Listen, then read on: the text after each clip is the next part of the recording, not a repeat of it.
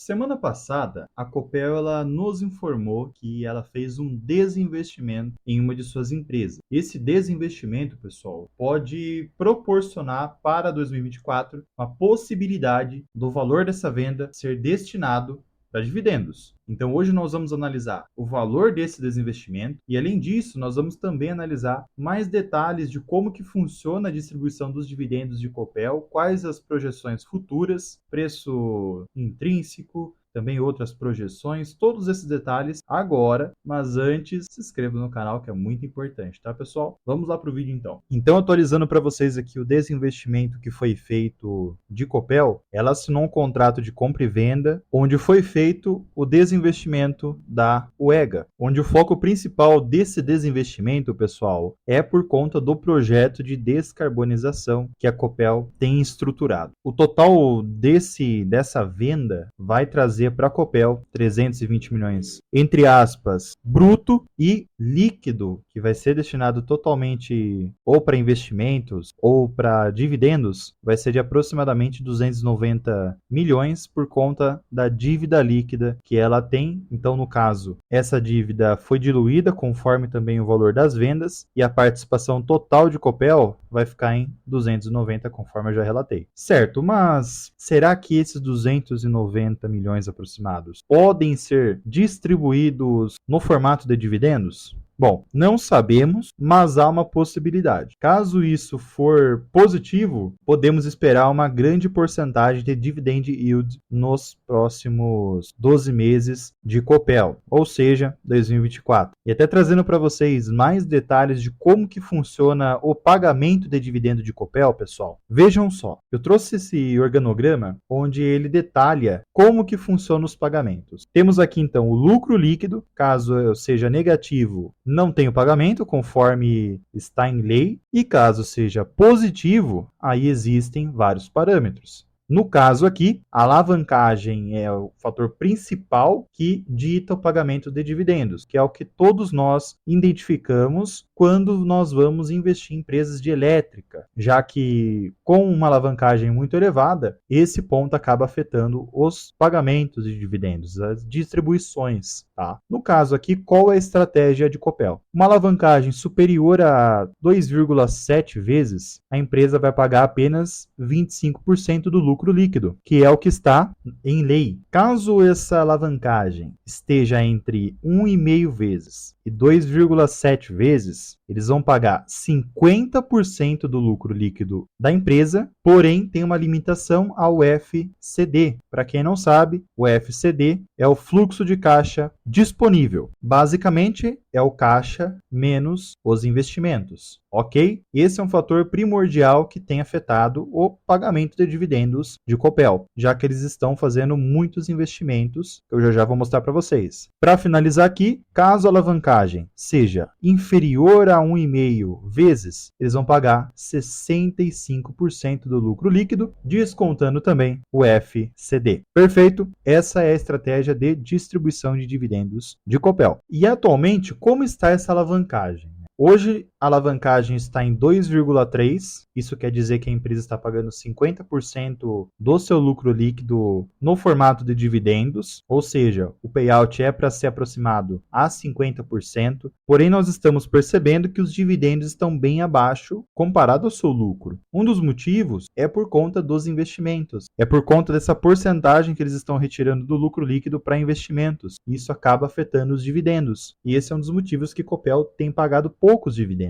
Esse daqui é o payout até o momento de Copel, tá? Eu trouxe o payout desse ano, eles não trouxeram aqui o payout de 23, mas reparem que a empresa chegou a pagar bons dividendos. Em 2020, 2021, um dos motivos foi por conta de alguns desinvestimentos, tá? Coisas atípicas. E a empresa também teve uma queda no seu lucro por conta desse período atípico da empresa, tá?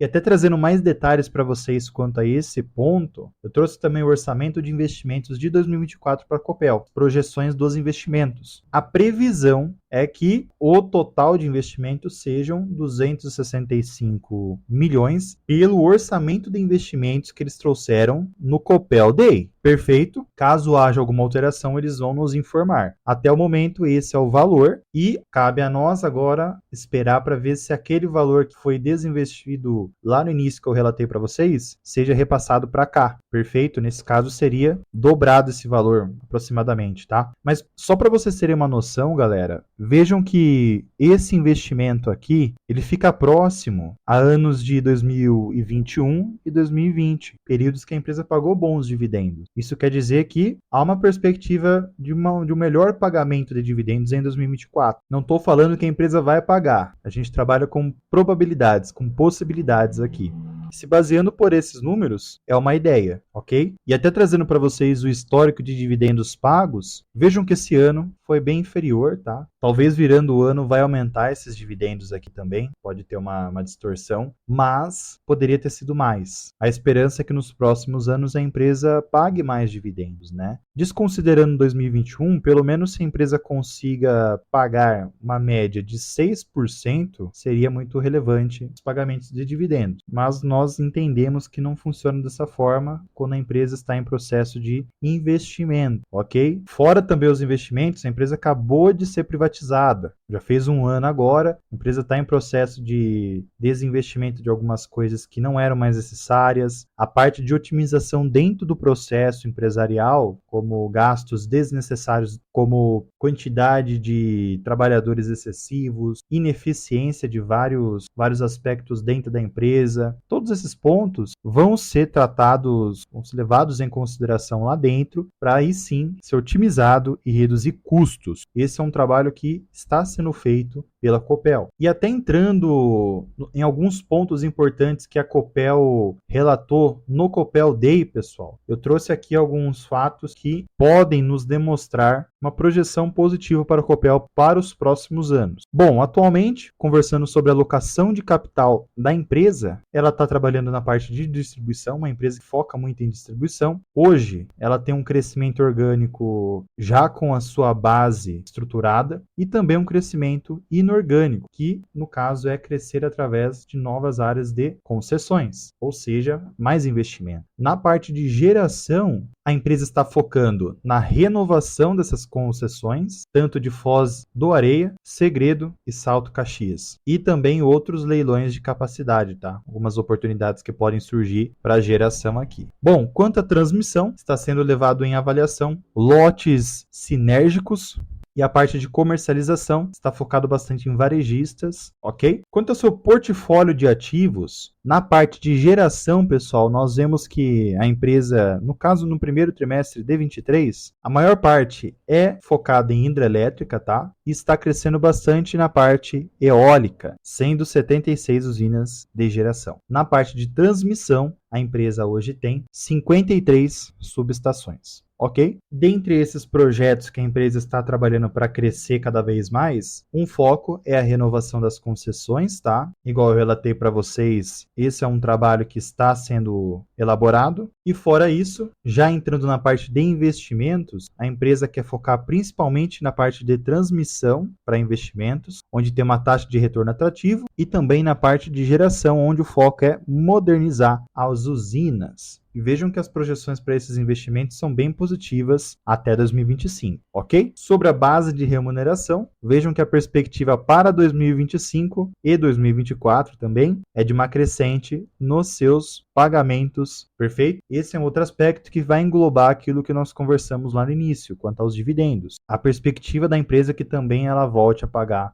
mais dividendos apesar dos investimentos feitos. Bom, entrando agora no lucro líquido da empresa, o lucro foi muito afetado nesses últimos 2 anos, tá? 2022 e 2023, e o principal motivo foi o resultado financeiro, conforme vocês estão vendo aqui. Podemos verificar que 2023 e 2022 o resultado financeiro ficou bem elevado, tá bom? Isso acabou comprometendo o seu lucro de 2022 e 2023, conforme estamos vendo aqui e aqui. A receita teve também uma parte que foi afetada, porém, em 2021 teve um período atípico aqui, ok? a perspectiva é que a receita continue crescendo, tá? Certo, mas se baseando de todos esses dados, perspectivas e fundamentos, qual a projeção se baseando pelo valor intrínseco para a Copel? Muito bem, para a Copel 6, CPLE 6, minha perspectiva, pelos dados da fórmula de Graham,